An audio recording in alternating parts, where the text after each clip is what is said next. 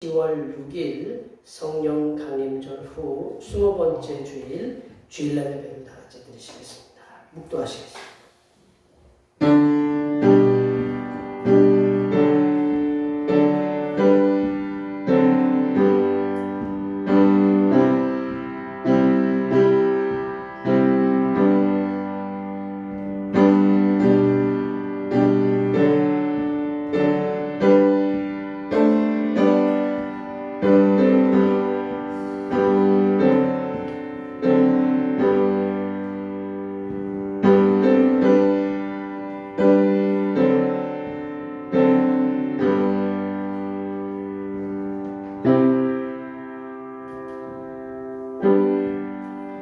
눈물을 흘리며 씨를 뿌리는 자는 기쁨으로 거두리로다. 울며 씨를 뿌리러 나가는 자는 반드시 기쁨으로 그 곡식단을 가지고 돌아오리로다.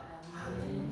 존귀하신 하나님 아버지, 어제나 오늘이나 영원토록 동일하신 사랑으로 우리들을 붙잡아 주신 내 감사를 드립니다. 이렇게 하나님의 변함없으신 사랑을 받으면서도 세상에서 주님을 멀리하다가 오늘 주님 앞에 나와 상하고 지친 마음을 위로받으며 회복하고자 나왔사오니 이 예배 속에 하늘의 문을 여시어 하늘에서 내리시는 위로와 치유를 받고 돌아가는 귀한 시간이 되게 하여 주시옵소서. 거룩하신 예수님의 이름으로 기원하옵나이다. 아멘. 이 시간 다 같이 일어나셔서 지난 한 주간 동안 우리들이 하나님의 문을 반주에 맞춰서 침묵을 고백하는 고백이 되셨습니다. 기도하시겠습니다.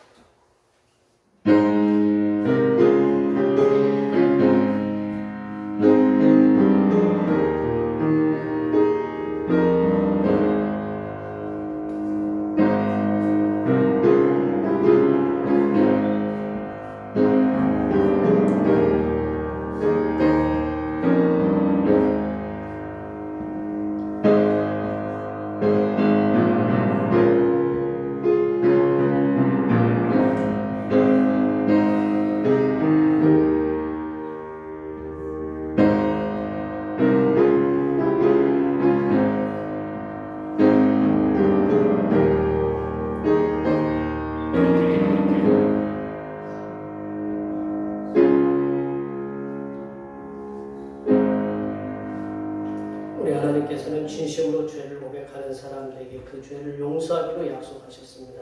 그런즉 누구든지 그리스도 안에 있으면 새로운 피조물이라. 이전 것은 지나갔으니 보라 새 것이 되었도다.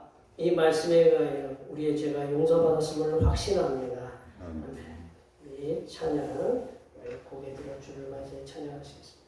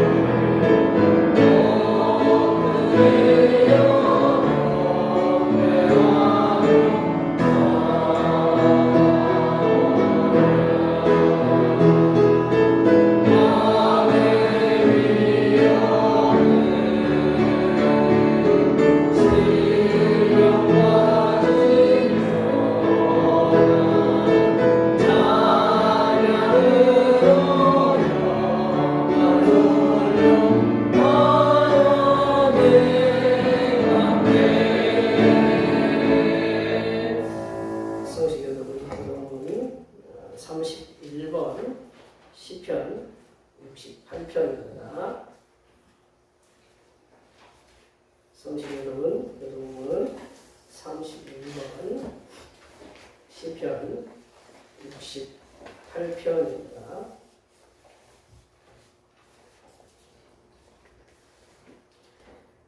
하나님이 일어나시니 원수들은 흩어지며 주를 미워하는 자들은 주 앞에서 망하리이다.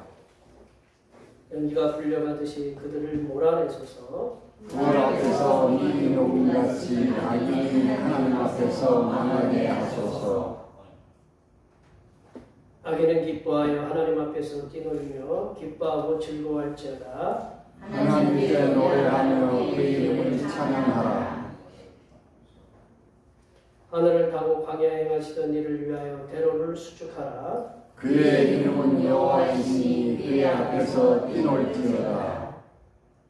그의 거룩한 처소에 계신 하나님은 고아의 아버지시며 과부의 재판장이시라. 하나님이 고독한 자들은 가족과 함께 살게 하시며 갇힌 자들은 이끌어내사 형통하게 하시느니라. 오직 거역하는 자들의 거처는 메마른 땅이로다. 하나님이여 주께서 가난한 자를 위하여 주의 은혜를 준비하셨나이다. 아멘. 사도신경 500시간 하나님 앞에 고백하시겠습니다. 나는 전능하신 아버지 하나님 천지의 창조주를 믿습니다. 나는 그의 유일하신 아들 우리 주 예수 그리스도를 믿습니다. 그는 성령으로 잉태되어 동정녀 마리아에서 하시고 본디오 빌라도에게 고난을 받아 십자가에 못 박혀 죽으시고 장사된 지 사흘 만에 죽은 자 가운데서 다시 살아나셨으며 하늘에 오르시어 전능하신 아버지 하나님 우편에 앉아 계시다가 거기로부터 살아있는 자와 죽은 자를 심판하러 오신다. 나는 성령을 믿으며 거룩한 공교회와 성도의 교제와 죄를 용서받는 것과 몸의 부활과 영생을 믿습니다. 아멘. 같이 앉으셔서 찬송 41장 하시겠습니다. 찬송 41장입니다.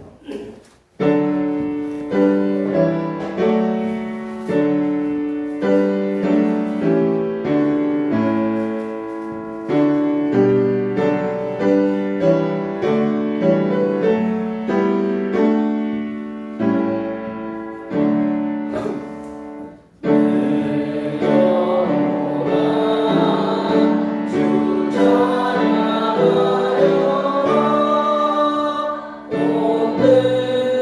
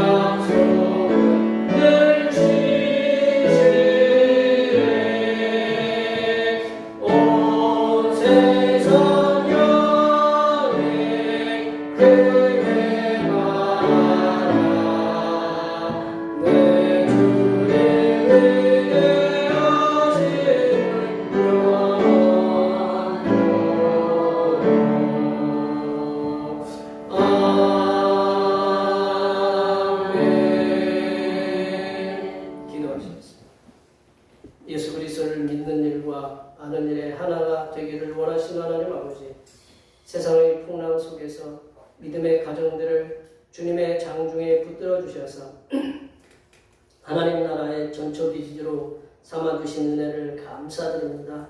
주님을 찾지 않는 황폐해가는 영혼들 때문에 사랑이 점점 식어져서 가정이 무너지고 사회에 여러 가지 좋지 않은 현상들이 일어나고 있습니다. 이러한 세상을 살아가는 믿음의 백성된 우리들에게 하나님께서 붙들어 주시고 인도하여 주시옵소서. 하나님 아버지, 이 나라를 붙잡아 주시옵소서. 내년에 이 나라의 살림을 계획하는 국회가 올바르게 서가게 하여 주시옵소서. 정말로 나라와 백성을 사랑하는 위정자들이 되게 도와 주시옵소서. 위정자들에게 하나님을 두려워하는 믿음을 주시고 백성을 존중하는 겸손한 마음을 주사 이 나라에 있는 모든 백성들이 평안하게 주님을 섬기며 살아갈 수 있도록 도와 주시옵소서. 하나님 아버지, 대평교회를 위해서 기도하오니 들어 응답하여 주시옵소서. 주님의 피로 교회가 이 땅에 세워져 복음을 전한 지가 42년의 세월이 흘렀습니다. 지나온 횟수만큼 우리의 믿음이 성숙하게 도와주시고 우리 교회의 모든 성도들이 성숙한 믿음의 소유자가 되어 하나님께서 주시는 사명을 잘 감당하게 하옵시며 고난과 어려움이 있을 때에도 믿음으로 기도하여 승리하는 성도들이 되게 하여 주시옵소서. 하나님 아버지, 우리의 눈은 이 땅을 향하여 있어서 눈에 보이는 물질의 숫자에 마음이 낙담하고 성도의 숫자에 마음이 실망할 때가 많이 있사오니 우리의 눈이 하늘로부터 내려주시는 신령한 은혜들을 볼 수 있는 영적인 눈을 뜨게 하여 주시옵소서. 하나님 아버지의 생각은 사람의 생각보다 더 넓고 깊고 높은 줄을 항상 말씀을 통해서 깨닫게 하시고 하나님께서 우리들을 향하신 섭리들을 항상 기억하며 살아갈 수 있도록 인도하여 주시옵소서. 하나님 아버지, 이 시간 거룩하신 하나님의 말씀을 듣겠습니다. 내려주시는 말씀을 통하여 우리 심령에 하나님의 은혜와 하나님의 지혜가 충만하게 채워지게 하여 주시옵소서. 우리의 구원을 위해 십자가를 지신 우리 주 그리스도 예수님의 이름으로 기도하며 이제는 주님께서 가르쳐 주신 기도로 기도하오니 하늘에 계신 우리 아버지의 이름을 거룩하게 하시며 아버지의 나라가 오게 하시며 아버지의 뜻이 하늘에서와 같이 땅에서도 이루어지게 하소서. 오늘 우리에게 일용할 양식을 주시고 우리가 우리에게 잘못한 사람을 용서하여 준 것 같이 우리 죄를 용서하여 주시고 우리를 시험에 빠지지 않게 하시고 악에서 구하소서. 나라와 권능과 영광이 영원히 아버지의 것입니다. 아멘.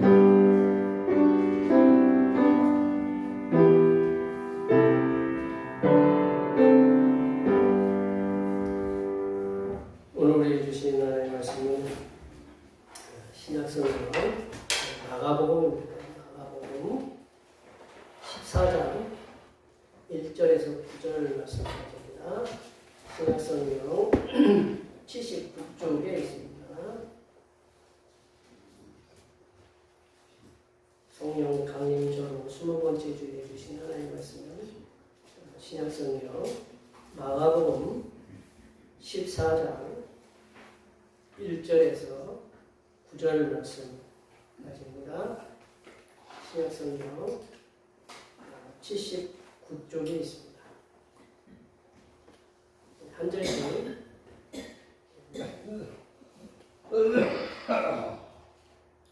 마가복음 14장 1절에서 9절 말씀하십니다.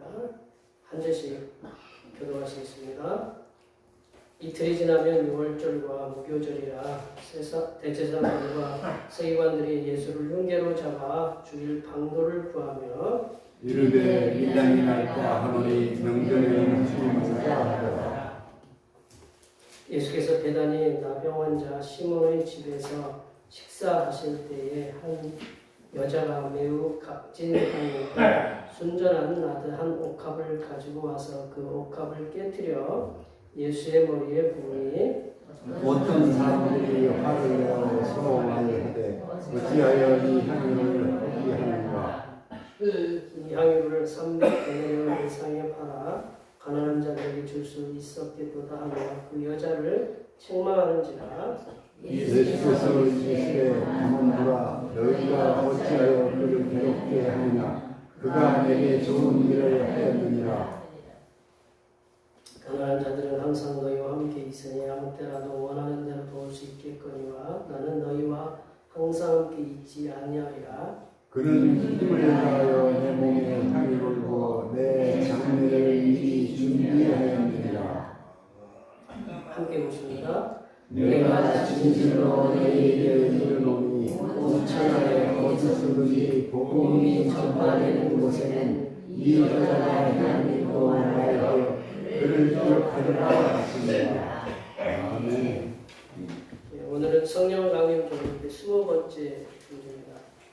우리의 피난처가 되시어서 삶에 지친 영혼들에게 위로와 안식을 주시는 성삼위일체 하나님께 항상 감사하시는 삶을 사시길 바랍니다.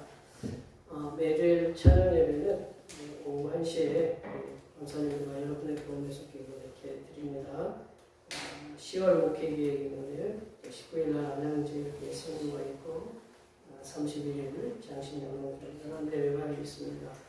제가 내일은 노래가 있습니다. 위에서 기도해 주시면 감사하겠고 수요기도의 시간에는 시간서 말씀 함께 나누고 있습니다. 우리 중보기도 하나님의 선하신 능력을 힘입어서 세상의 구원의 복음을 전하게 하소서. 그런 하나님의 백성이 되게 해달라고 여기서 기도해 주시고 남녀의 후에는 점심 공동 식사가 있습니다. 날마다 이렇게 수고해 주셔서 감사드리고 이 점심 공동체가 앞으로도 계속 지속될 수 있도록 위해서 함께 기도해 주시고 협력해 주시면 감사하겠습니다. 날씨가 갑자기 쌀쌀해져서 가을이 없어진 것처럼 이렇게 느껴지는데 아침에 제가 혹시나 몰라서 보일러를 좀 틀어놨어요. 더우시면 옷을 벗으시면 돼요. 추운 것보다는 더워 죽게 있는 것보다 더워 죽게 있는 게 낫지 추워 죽게 있으면 안 됩니다. 아시죠? 성도님들 이제 환절기에 우리 남은 이제 3개월이 2024년도도 남은 3개월 남았는데 우리 성도님들 은혜 중에 하나님께서 지켜주시고 도와주셔서 우리 가정도 우리 건강도 직장도 사업도 주께서 인도해 주셔서 평안하게 자녀들도 주 안에서 형통하게 우리가 계획하는 일도 주께서 은혜롭게 이끌어 가시게 해달라고 앞에 옆에 뒤에 계신 분들 이 자리에 계시지 않은 모든 분들까지 함께 축복해 주시기 바랍니다. 축복합니다.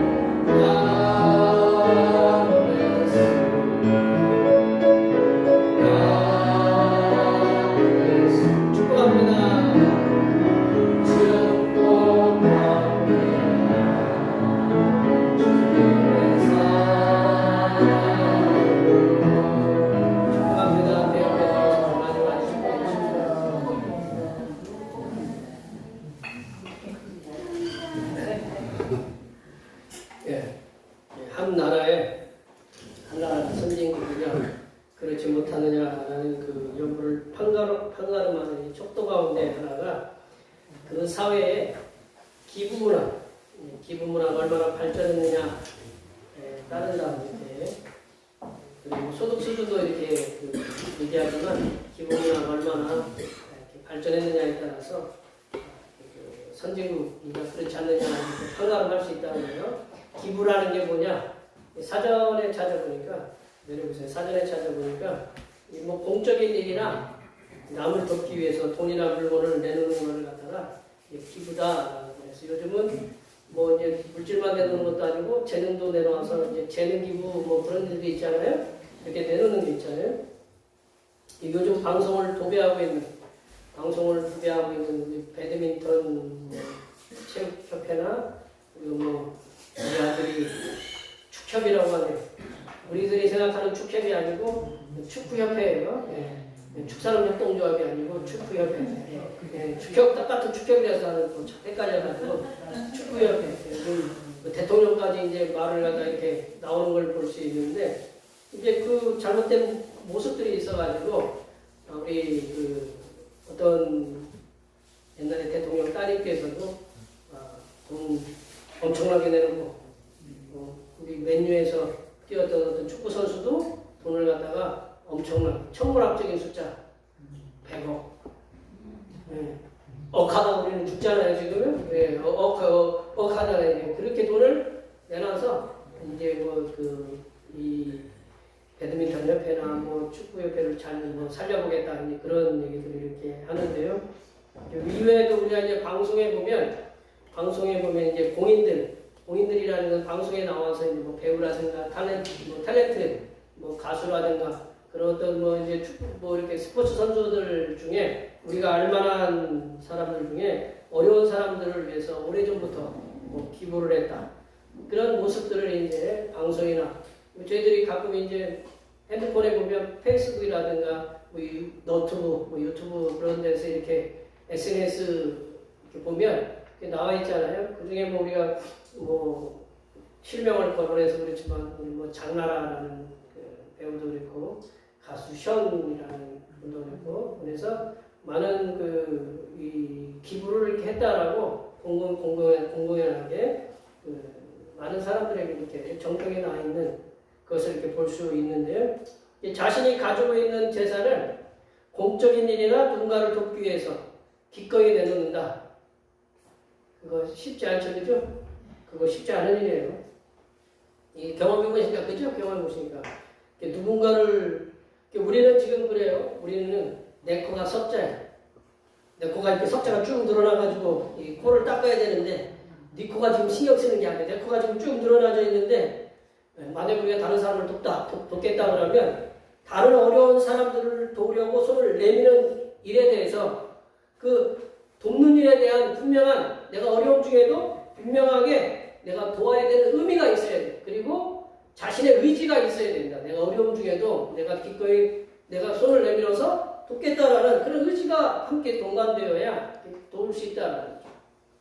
이렇게 자신이 가지고 있는 물질이나 재능을 부분적으로 드리는 일, 부분적으로 이렇게 드리는 일도 어렵지만 쉽지 않은 일이지만 자신이 가지고 있는 전 재산을 누군가에게 한 번에 드릴 수 있는 방송에 보면 어떤 할머니가 무슨 떡볶이 장사에서 뭐 장사해서 재산을 학교에다가 나라에다가 뭐 일도 못하는 나라에다가 또 이제 막 부주고 뭐 이제 그런다고 이렇게 하잖아요. 이게 그런 일이 이제 가끔은 보도돼, 가끔은 방송에 보도되지만 그리 쉽지만은 않다라는 거죠. 재산 있으면 누굴 줘야 돼요? 그러니까 자식부터 줘야죠, 그죠? 자식부터 줘야 되는데 이게 누군가를 향해서 이렇게 내놓는다는 건 쉽지 않는다는 거예요. 그렇게 자신이 가지고 있는 전 재산을 생명과 같은 물질, 어떻게 보면 이 물질 때문에 사람을 갖다가 죽이기도 하고 그렇게 하잖아요, 그렇죠? 예. 근데 이 생명과 같은 물질을 아낌없이 드리는 사람이 오늘 본문의 말씀에서 이렇게 등장하고 있다. 그 여인의 이름이 오늘 본문에서 이렇게 등장하지 않게 오늘 제가 본문의 제목을 그렇게 썼어요. 어느 무명의 여인이라고 이렇게 명칭했어요. 어느 무명의 여인이라고 이렇게 명칭했고 이 여인이 자신의 전 재산을 아낌없이 드리는 일에 대해서 이게 아낌없이 이게 전 재산을 드리는 일에 대해서 그거를 제가 헌신이라는 말로 이렇게 표현했다. 그럼 오늘 그 설교의 제목이 어느 무명 여인의 헌신이라는 제목인데 오늘 본문에 등장하는 어느 무명 여인의 헌신에 대해서 무명 여인이 이렇게 헌신을 했는데 그거에 대해서 예수님께서는 어떻게 평가를 했는가? 그리고 이 무명 여인의 헌신을 통해서 오늘 우리에게 주시는 말씀이 무엇인가? 라는 것을 함께 나누어 보도록 하겠습니다. 오늘 본문 말씀의 배경이 그 이스라엘의 3대 명절 가운데 가장 큰 명절, 3대 명절이라면 우리가 그 맥주절도 있고 초막절도 있고 그리고 또 6월절이 있는데 이 3대 명절이 있는데 이 3대 명절 가운데 가장 큰 명절, 그래서 그를 6월절이라는 게 넘어갔다는 얘기거든요. 무교절, 오늘 1절, 2절에 보면 6월절과 무교절에 이렇게 나와요. 무교라는 건 뭐냐면 누룩 없는 빵, 이스트, 맛대가리 없는 빵을 갖다가 먹고 이렇게 출애굽했다 해서. 근데 6월절은 이제 유래가 우리가 출애굽기를 이렇게 배웠으니까 우리가 아시듯이 애굽의 노예 시절에 여호와 하나님께서 너희들 양을 잡아라. 그리고 양을 잡아서 너희들 사는 그 문설주에 이게 죽음의 사자가 가서 이렇게 알아볼 수 있도록 양의 피를 발라놔라 라고 이렇게 명령했어요. 하나님께서 명령하셨고, 그 피를 바른 이스라엘 백성 집에는 이렇게 죽음의 사자가 이렇게 넘어갔다. 월자가 월담, 월자가 넘기를 월거든요. 이렇게 넘어갔다라는 뜻에서 이스라엘 집에는 죽임이 없었고, 그리고 애굽 왕 바로의 그 아들부터 그 애굽 사람의 모든 저 밑에 하찮은 그 노예까지 다 그 자식들이, 장자들이 다 죽임을 당했다라는 거예요. 그래서 이 일로 인해서 이스라엘 백성들이 애굽에서 나오는, 그래서 출애굽 역사가 있었어요. 그걸 요즘은 그 영어 성경에는 엑소도스라고 얘기하는데, 지금 이제 레바논에서 지금 엑소도스가 일어나잖아요. 폭격을 하고 맞아가지고 이스라엘 백성들은 매년 출애굽의 은혜를 기억하면서, 우리들이 이제 지난 이제 9월달에 추석이었고 우리가 이제 설날도 있잖아요. 그걸 기억하잖아요. 기념하는 것처럼 이스라엘 백성들은 매년 출애굽의 은혜를 기억하면서 6월절, 예수님이 여호와 하나님께서 우리를 구원하신 6월절과 급하게 나오느라고 빵도 제대로 굽지 못해서 그냥 급하게 나오느라고 먹었던 그 빵, 그런 무교절이라고, 무교병을 먹었던 그거를 이렇게 지키고 있었어요. 이스라엘 백성들이 6월절을 지키기 위해서 예루살렘에 모이는 인원, 예루살렘에 이제 성전이 있잖아요. 예루살렘에 모이는 인원은 학자들이 이제 우리 그 주석에 보면 적게는 수만 명 모이고 많게는 수십만 명이 모였다. 수십만 명. 별로 놀라지도 않으시네. 우리 그 당시 인구가 그렇게 많지 않았어요. 남자들이 하나님께서 니들 1년에 3차례 그 얼굴 보여라라고 이렇게 얘기했었는데 그냥 텅텅 빌 정도로, 우리 이렇게 휴가, 우리 여름에 바캉스가 되면 서울의 도심이 텅텅 비고 이렇게 그러는데, 그럴 정도로 이렇게 비는 그런 때가 이 6월절이었거든요. 수십만 명이 모였어요. 만약에 이렇게, 그러하게 이제 로마 총독이나 집권자들은 그 수십만 명이 모여가지고 우리 뭐 하자! 갑자기 누가 하나 바람을 잡으면 어때요? 군중이 폭동을 갖다 일으킬 수 있다. 요즘 그런 사건들 많잖아요. 만약에 갑자기 사람이 물러가면 어떻게 돼요? 많은 사람들이 압수하고 그런 일도 이렇게 있었다고 그래.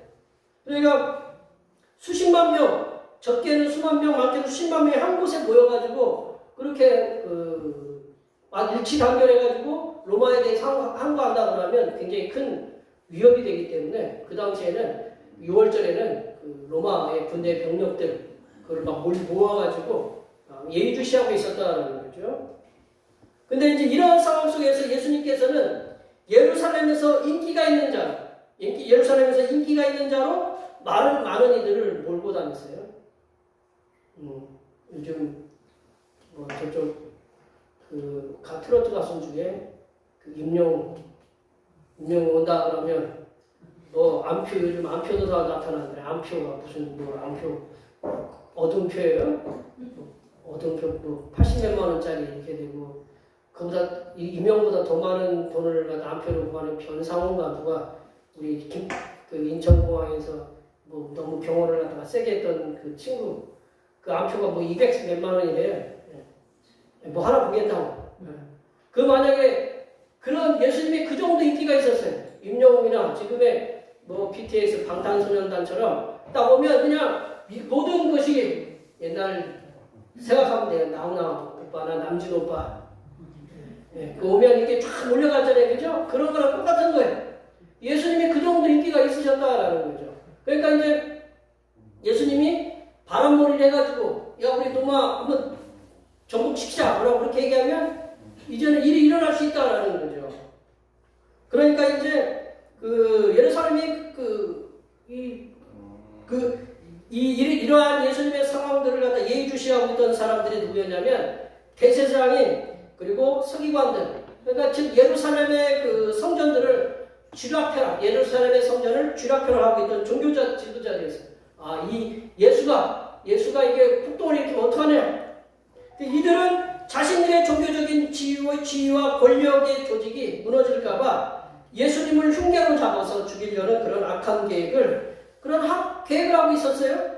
그런데 이러한 악한 계획을 하고 있었던 그 대제사장들과 그 종교 지도자들은 밀란이 일어날까봐, 이 폭동이 일어날까봐 그런 위험이 컸기 때문에 이때는 하지 말자라고 이렇게 결론을 내렸어요.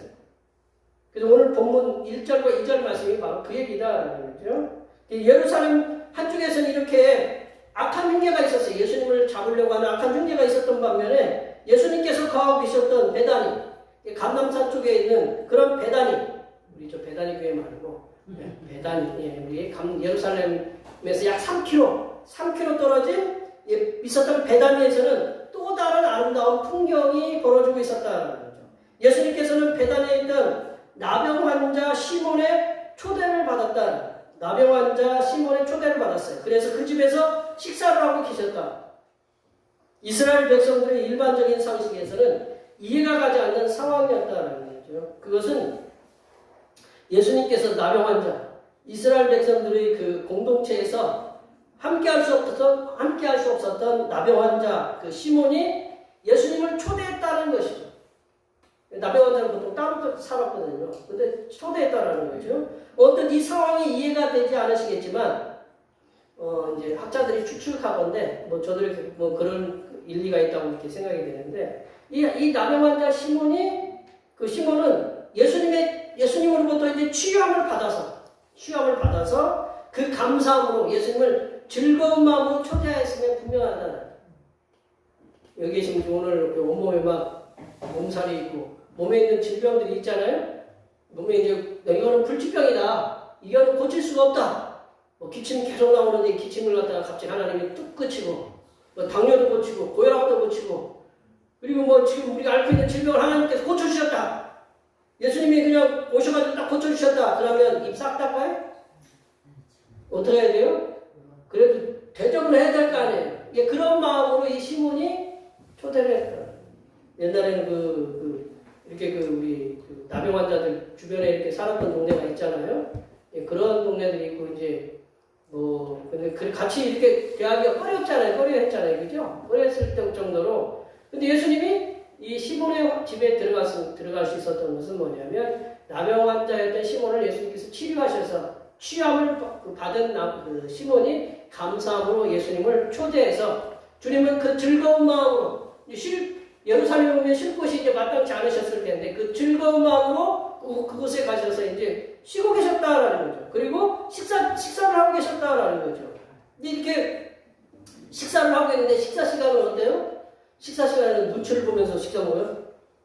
누구 식사를 어떻게 해요? 즐겁게 편하게 식사해요. 산마식 뷔페에 가가지고 누가 오나 이렇게 해가지고 불편하게 식사하지 않잖아요, 그죠? 식사는 편하게 하면 되잖아요, 이렇게 편하게. 근데 보통 이스라엘 백성들은요, 식사할 때 지금 저희들처럼 이렇게 그런 정자세로 하는 게 아니라 이렇게 앉거나 이렇게 비스듬히 누워서, 우리 성경에 보면 이렇게 식사할 때는 이렇게 누워서 약간 비스듬히 누워서 이렇게 식사를 하는 게 이스라엘 백성들의 보통 식습관이에요. 우리 성경에 보면 앉아서 식사하는 모습에 거기 표현이 있어요. 그 시간은 굉장히 평안한 시간이었다라는 거죠. 근데 그렇게 예수님께서 평안하게 식사를 하고 계셨는데 갑작스럽게 어느 여인이 그 식사 자리에 이렇게 등장하는 것이었어요. 갑자기 식사 분위기가 어떻게 되냐면 싸늘하게, 싸하게 이렇게 바뀌어졌다. 싸늘한 분위기가 이어질 쯤에 그 무명의 여인이 식사하고 계신 예수님의 그 뒤편에 와서 매우 값진 향유, 곧 순전한 인도산, 이제 나드가 인도산인데 인도산 나드 향유 한 옥합을 가지고 와서 그 옥합을 깨뜨려서 예수님의 머리에 부었다. 보통 이제 잔치자리에 머리에 기름 붓는 것이 이제 보통 그런 일이 있었대요. 있었다는데 이제 인도에서 이 나드는요 인도에서 자라나는 단연초의 뿌리에서 추출한 향유거든요. 그래서 이 향유는 냄새가 나가면 안 되잖아요. 냄새 나가면 안 되니까 얘는 딱 옥합에다가 딱 담아가지고 봉하는 거예요. 이렇게 냄새가 못 나가도록 딱 봉하면서. 그래서 봉해가지고 그 봉해진 상태에서 보관되어 있었기 때문에 이 옥합에 있는 향유를 부으려면 어떻게 해야 되냐면 깨야 되는 거예요. 깨뜨려야 되는 거예요. 그래서 옥합을 깨뜨렸어요. 그래서 그 무명의 여인은 깨어진 그 옥합 속에 들어있던 순전한 나드 향유를 아낌없이 예수님의 머리에 부었다. 근데 지금 저희들이 제가 값이 얼마인지 얘기 안 했잖아요. 예, 값이 얼마일까요? 근데 거기에 이제 계산이 빠른 이제 사람이 있었어요. 보면 이렇게 딱 보면 저건 얼마짜리 딱 이렇게 나오잖아요. 그죠? 우리 이건 얼마, 저건 얼마. 이게 이렇게 딱 나오는데 그런 사람이 있었어요. 그래서 그 사람에 의해서 이 무명의 여인이 예수님의 머리에 부으신 그 인도산 나드 향유가 얼마나 비싼 것인지에 대해서 알 수가 있었다는 거예요. 5절 말씀에 보면 여인이 예수님의 머리에 부은 향유의 값은 300데나리온 이상이다라는 것을 그렇게 말씀하고 있다. 300데나리온은요 노동자가 1년을 일해야 1년치를 1년을 일해야 얻을 수 있는 그런 품삯이다. 한 데나리온은 데나리온 은인데 한 데나리온은 노동자 하루 품삯이다는 거거든요. 하루 품삯. 예수님의 머리에 부어진 향유의 값이 엄청나게 비싸다라는 것을 이 계산받은 사람의 발언으로 해서 우리가 알 수 있었다라는 거죠. 현재 하루에 우리가 10만 원씩 번다. 하루에 10만 원씩 번다. 그러면 300일을 일했다. 그러면 얼마예요? 계산하면 3천만 원이에요. 이렇게 계산하기 어려운 것 같아서 제가 계산했어요. 예, 3천만 원. 3천만 원을 번다고 하면 이 향유값은 적어도 3천만 원 이상의 그 값어치가 있는 귀중한 향유다. 양이 얼마치였는지는 모르지만 이렇게 값비싼 향유를 이 여인이 어떤 마음을 가지고 예수님의 머리에 부었는지는 우리 성경에는 나오지 않기 때문에 알 길이 없지만 예수님의 그 머리에 향유를 부은 사건을 가지고 제자들과 예수님의 반응은 완전히 달랐다. 제자들과 예수님의 반응은 완전히 엇갈렸다라는 거죠. 제자들의 반응이 뭐였느냐? 그 값비싼 향유를 왜 예수님의 머리에 부었는가? 생각해 보세요. 우리 여기 사모님이나 우리 권사님들 머리에, 집사님 머리에 3천만 원짜리 머리 딱 부었다. 누군가 3천만 원짜리 머리를 하고 왔다고 이렇게 한번 생각해보면 3천만 원짜리 머리를 하고 왔다. 그러면 집에서 아우 당신 머리 예쁘네. 뭐 그래요? 예, 그래. 예. 3천만 원짜리 했다고? 예, 미가 쳤어요. 그렇죠? 예, 그래.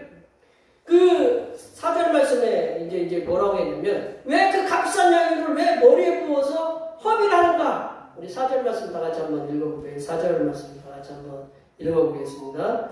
어떤 사람들이 화를 내어 서운하되 어찌하여 이 향유를 허비하는가? 내 돈이 아니라서 이렇게 쉽게 얘기하지만 우리 돈에서 3천만 원짜리 해가지고 내 머리 좀 했다고 하면 진짜 왜 허비를 하는가 정도가 아니고 정말 분노할 거예요. 제자들의 눈에는 예수님께 부은 이 값싼 향유가 여인의 그 잘못된 판단으로 인해서 허비가 된 것을 이렇게 보았다는 거예요. 제자들은 이 무명의 여인이 예수님의 머리에 그 값비싼 향유를 부어서 허비해야 되는 것이 아니라 그럴 바에는 이 값비싼 향유를 300데나리온 이상에 팔아서 가난한 자들을 이렇게 도와야 된다. 그것이 하나님께서 우리를 구원하신 6월절에 마땅히 해야 되는 일이다라고 강력하게 책망하고 있거든요. 5절 말씀 한번 읽어볼게요. 우리 5절 말씀 다 같이 읽어보겠습니다. 이 아들을 삼각대나무 인상에 팔아 가난한 자들에게 줄 수 있었겠구나 하며 그 여자를 책망하니라. 그 여자는 어떻게 하고 있어요? 책망하고 있어. 꾸짖고 있었다라는 거죠. 이스라엘 백성들이 6월절 저녁에 가난한 자들에게 선물을 주는 것은 그냥 유대 풍습이었어요. 가는 6월절 저녁에 가난한 자들에게 이렇게 돈을 주는 거, 이렇게 어떤 선물을 주는 거 관습이었는데, 이렇게 보면 제자들이 예수님이 머리에 이렇게 값싼 향유를 부은 이 여인의 행동을 비판하는 것은 뭐 정당한 것처럼 이렇게 보여요. 당장 저희들이 욕했잖아요. 이렇게 미쳤다. 우리 머리에 3천만 원짜리 했다고 하면 당장 미쳤다고 하는 그것처럼 정당한 그 발언이에요. 그렇게 보면 이 여인의 행동은 가난한 자들을 외면하는 행동이라고 이렇게 볼 수 있거든요. 이 무명의 여인은 다수의 제자들의 비판과 비난에 많은 괴로움을 겪고 있었어요. 그러니까 막 비판을 하니까 왜 너 그 비싼 향유 3천만 원짜리 이상 되는 향유를 그 한 방에 그냥 머리에 부어가지고 그렇게 그 허비했느냐? 많은 이렇게 막 괴로움과 어려움을 주고 있었는데, 그러나 예수님의 관점은 제자들과는 완전히 달랐다는 거죠. 예수님의 관점은 제자들과는 완전히 달랐다는 거죠. 이 여인의 행동을 비판하는 목소리가 압도해서 이 여인이 괴로워할 즈음에 예수님께서는 이 여인에 대한 행동에 감동적인 의미 부여를 하셨다는 거예요. 감동적인 의미 부여. 6절 말씀을 우리 다 같이 한번 읽어볼게요. 예수께서 이르시되 가만두라 너희가 어찌하여 그를 괴롭게 하느냐 그가 내게 좋은 일을 하였느니라. 어떤 일을 했다고요? 좋은 일을 하였다. 굿띵, 좋은 일을 하였다라는 거죠. 예수님께서는 이 무명의 여인이 당신의 머리에 그 값싼 향유를 부은 것은 예수님 당신께 매우 좋은 일을 하였다라고 말씀하고 있어요. 좋은 일은 선한 행위거든요. 선한 행위. 이 좋은이라는 말은 옛날에 우리 차도 있었는데 칼로스라는 말. 좋은이라는 말이 칼로스. 칼로스는 좋다라는 말도 있지만 아름답다. 그리고 영예스럽다, 영광스럽다, 뭐 그런 의미가 이렇게 함께 포함되어 있어요. 이런 다양한 의미를 가지고, 그래서 이제 이 칼로스, 이 좋은이라는 단어를 성경들마다 다양하게 이렇게 번역을 해놨는데, 제가 영어를 갖다 이렇게 띄워서 죄송하지만, 뭐 영어를 딱 보면, 위에 보면 이렇게 해놨어요. She has done a fine, a beautiful thing for me. 그러니까 그녀는 해왔다라는 거죠. 뭐를? 좋은, fine이라는 것은 우리 영어 뭐 이렇게 너는 어떠냐? 하와이 가면 I'm fine 그 배우셨어요? 안 배웠어요? 생각나요? 안 나요? I'm fine 이게 좋다라는 거거든요. 그리고 beautiful은 뭐예요? 우리 권사님들 beautiful해요. 그럼 뭐예요? 아름답다라는 거죠. 이게 beautiful 좋고 아름다운 그 thing 아름다운 행위다라는 거죠. 아름다운 것이다라는 거죠. 누구를 위해서? 예수님 당신을 위해서 좋은 일을 했다라고 그렇게. 그녀가 그렇게 예수님께서 그렇게 해석을 하셨어요. 그리고 세번역 성경에 보면 그는 내게 아름다운 일을 했다라고 이렇게 얘기하고 있어요. 예수님께서는 이 무명의 여인이 당신의 머리에 값비싼 향유를 부은 것은 그 아름답고 좋은 일임을 칭찬하고 계셨다. 예수님께서도 6월절 저녁에 가난한 자들에게 이렇게 선물을 주는 것은 돕는 것은 유대인의 관습임을 너무나도 잘 알고 계셨다는 거예요. 예수님 당신께서 만드셨으니까. 그건 모르실 일 없죠. 예수님께서는 가난한 자들은 항상 세상 사람들과 함께 있지만 예수님께서는 너희와 항상 함께 있지 않는다라는 말씀으로 이 무명의 여인의 행위를 높이시고 계신다. 우리 7절 말씀을 읽어볼 거예요. 7절 말씀입니다. 가난한 자들은 항상 너희와 함께 있으니 아무 때라도 원하는 대로 도울 수 있겠거나 나는 너희와 항상 함께 있지 않으리라.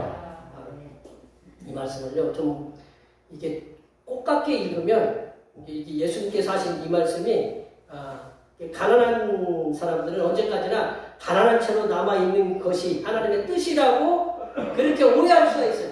그게 아니다라고 지금 그거를 얘기하는 거예요. 예수님께서 하신 이 말씀은 가난한 사람들이 언제까지 가난한 채로 남아있는 것이 하나님의 뜻이 아니다라고, 하나님의 뜻이라고 그렇게 말하지는 않으세요. 예수님께서 말씀하신 이 가난한 자들이 항상 너희와 함께 있을 것이다 라는 말씀은 누구의 말씀이냐면 예수님 하나님께서 여호와 하나님께서 신명기 15장 11절에 이렇게 말씀하셨는데 땅에는 언제든지 가난한 자들이 그치지 아니하겠으므로 땅에는 언제든지 가난한 자들이 그치지 않겠다라는 말씀을 이렇게 이 제자들에게 떠올리게 해서 이스라엘 사람들은 가난한 이스라엘 동포들을 돌보아야 한다라는 명령으로 그렇게 예수님께서 그들에게 다시 기억나게 하신 말씀이다라는 것을 우리가 알아야 돼요. 이게 예수님께서 가난한 자들은 그냥 가난한 채로 팔자니까 그렇게 살아 그게 아니다라는 거죠. 이게 가난한 사람들이 있으니까 너희들은 도와야 된다라는 거죠.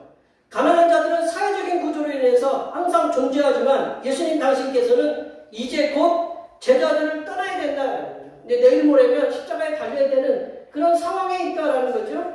예수님께서 떠나야 하는 지금 이때 그걸 뭐라고 하냐면 이 타이밍에 이 무명의 여인이 당신께 값비싼 향유를 붓는 것은 시기적으로 합당하다, 적합하다.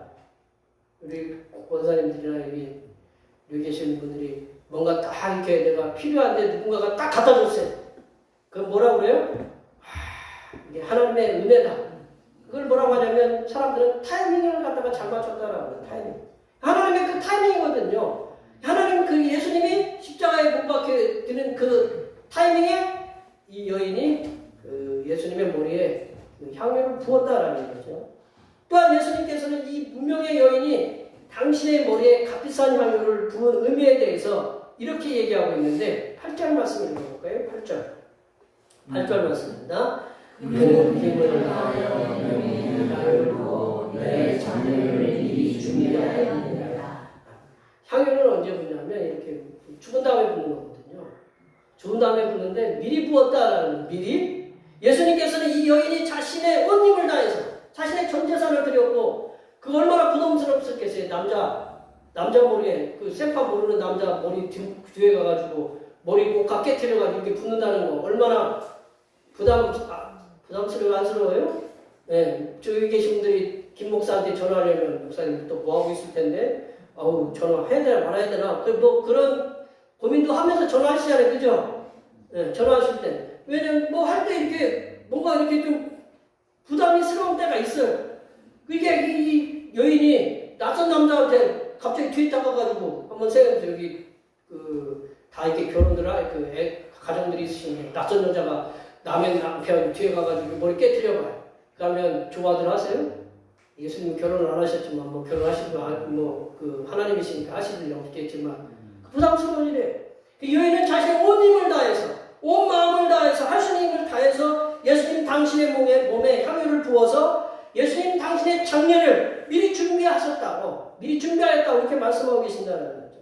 예수님께서는 이제 온 인류를 위한 십자가에서의 죽음의 사역을 이루셔야 되는데 이 무명의 여인이 당신의 몸에 향유를 부음으로써 내 장례가 이게 그냥 장례가 아니라 이게 하나님께서 원하시는 장례라는 것을 이렇게 확정받으신 거예요. 그래서 미리 장례를 준비하고 계셨다고 예수님께서 칭찬하고 계신다라는 거죠. 여러분 내려보세요. 예수님께서는 우리 이거 보면 이 무명의 여인이 예수님 당신 머리에 값비싼 향유를 부으셨어요. 그럼으로써 예수님께서 이제 십자가의 죽음을 향해서 가시는 예수님 당신의 위대함, 내가 값비싼 향유를 받을 만큼 그런 위대하다. 예수님이 위대하다라는 거죠. 우리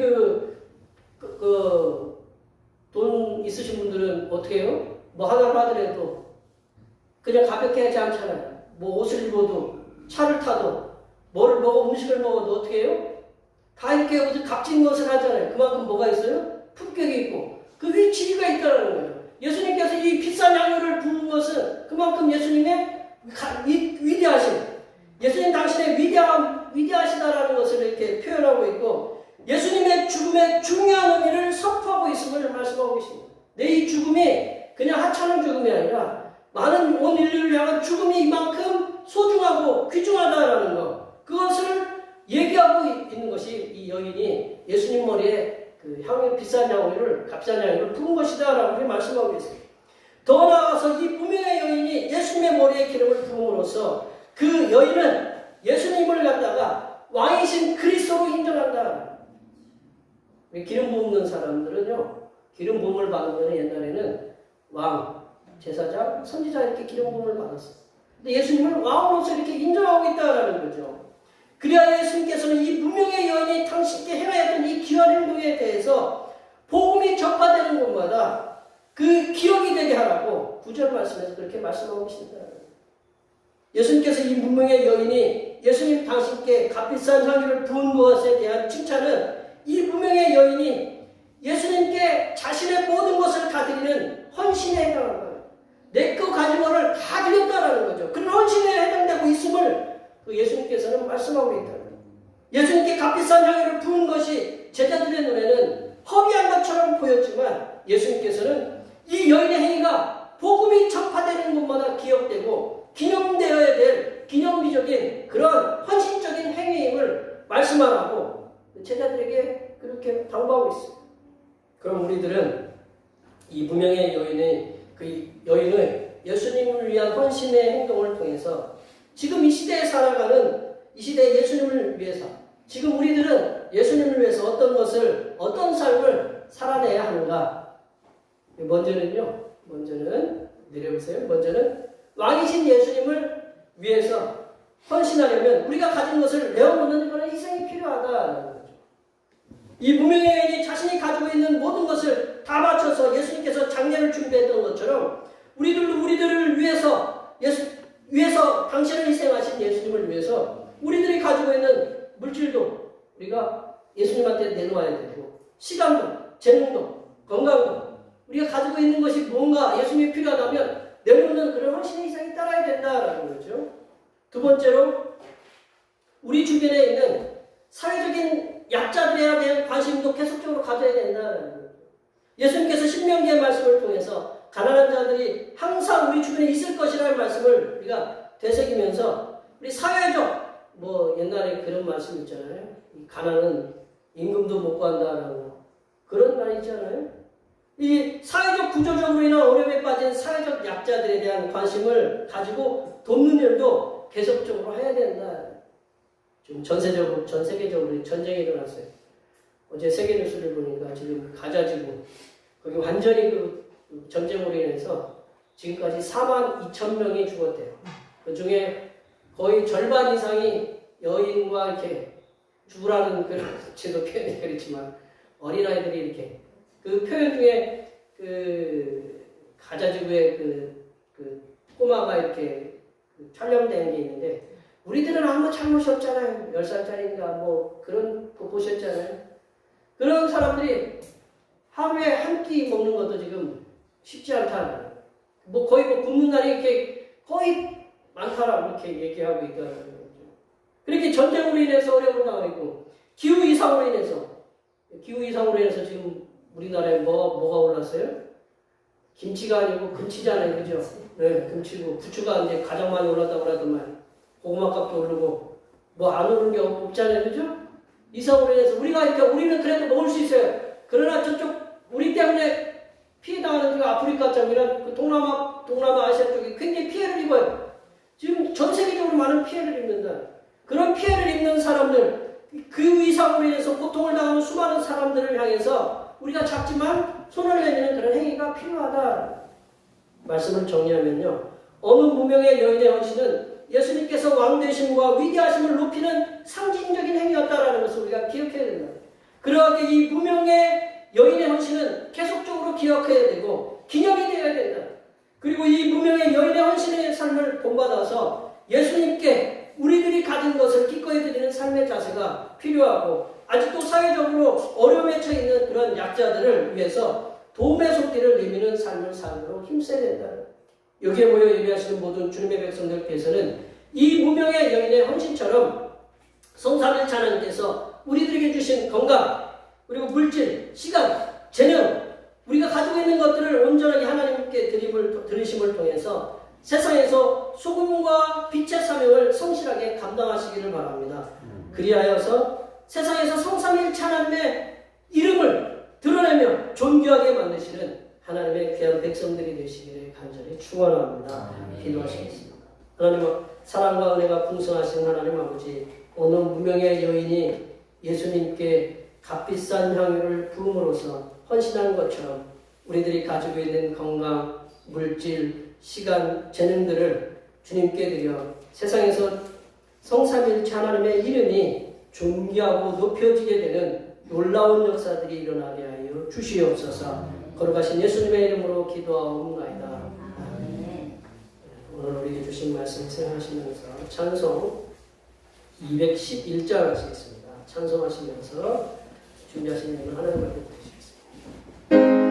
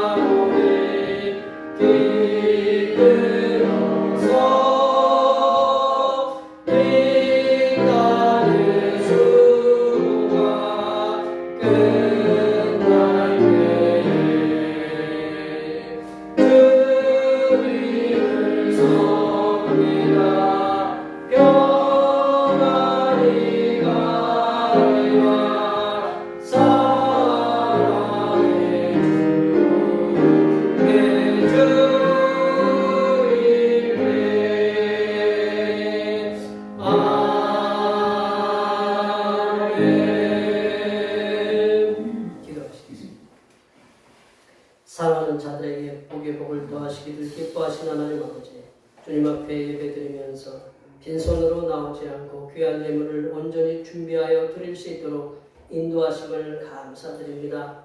주님께서 하신 말씀처럼 반드시 복 주시고 복 주시어 번성케 하신다는 축복의 약속의 말씀을 믿습니다. 이 시간 주님 앞에 드려진 예물을 기쁘게 받아 주시옵소서. 하나님 아버지, 하나님께서 허락하여 주신 일터에서 몸과 마음을 바쳐 열심히 일하여 얻은 소득의 10분의 1을 구별해서 주님 앞에 정성을 다하여 드립니다. 정성을 다하여 바친 심령들마다 하나님의 온전한 복이 날마다 넘쳐나게 하시고 그들의 삶의 터전인 직장과 사업터에서 형통하는 복이 임하게 하여 주시옵소서. 하나님 아버지, 우리의 형편을 따라 복을 부어주신 은혜에 감사하여 감사의 예물을 드립니다. 하나님의 은혜가 아니고서는 살아올 수 없었음에 감사하여 감사의 예물을 드립니다. 이렇게 여러 가지 모양으로 드린 감사의 예물을 받으시사 아버지 하나님께서 이전보다 더 큰 은혜와 복을 부어주시고 세상이 감당할 수 없는 물질의 복으로 충만하게 허락하여 주시옵소서. 하나님 아버지, 오늘도 한결같은 마음으로 주님 앞에 주의 헌금을 드립니다. 이 한 주간도 주님께서 선하게 베풀어 주시는 사랑하심과 은총의 역사 가운데 복된 길로 인도하여 주시옵소서. 이 땅의 영혼 구원을 위해 성경금을 드립니다. 대표교회의 영혼을 구원으로 인도하는 역사가 이 지역을 넘어 세계로 확장되는 은혜가 있게 하시고 바친 손길들의 삶이 더 풍성하게 선교하는 은혜가 임하도록 물질의 복을 충만하게 부어 주시옵소서. 하나님 아버지, 주님의 몸된 교회를 위하여 헌신하고 봉사하는 손길들의 수고를 기억하여 주시사 하늘로부터 내려주시는 은혜가 충만하게 임하게 도와 주시옵소서. 찬양봉사로, 주방봉사로, 헌금위원으로, 재정위원으로, 안내위원으로, 교회 청소로, 그 외에 남모르게 주님을 위하여 수고하는 여러 손길들을 위해 이 땅에서 하나님께서 보여주시는 새로운 비전들을 보게 하시고 이 땅에서 바라고 수원하는 모든 기도의 제목들이 다 응답받는 역사가 일어나게 하여 주시옵소서. 거룩하신 예수님의 이름으로 기도하옵나이다.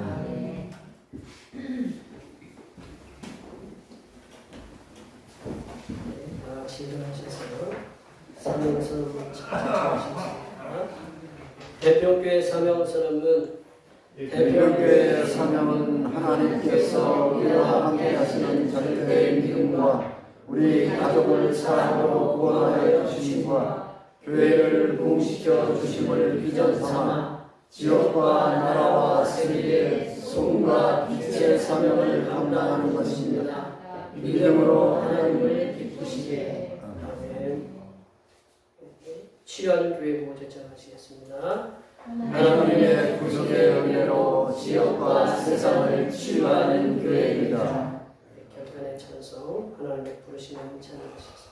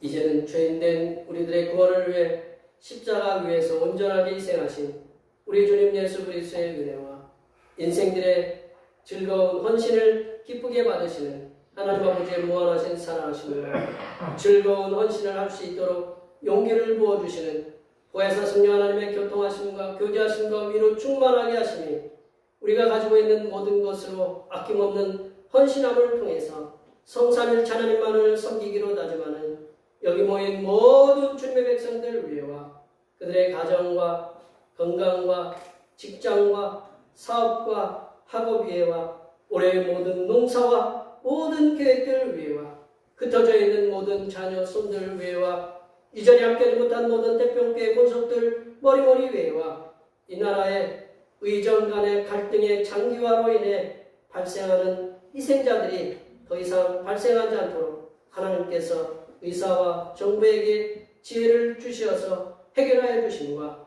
확전의 위험 속에 있는 이란과 이스라엘에게 하나님께서 평화의 지혜를 주시어서 전쟁을 통한 수많은 희생이 더 이상 발생하지 않게 하여 주심과 사랑하시는 고 라인양 권사님의 자녀손들 위해 하나님의 위로하여 주심과 앞으로 직장과 사업과 학업과 목회를 형통하게 하심의 역사가 이제부터 영원토록 함께 하시기를 간절히 축원하옵나이다. 아멘.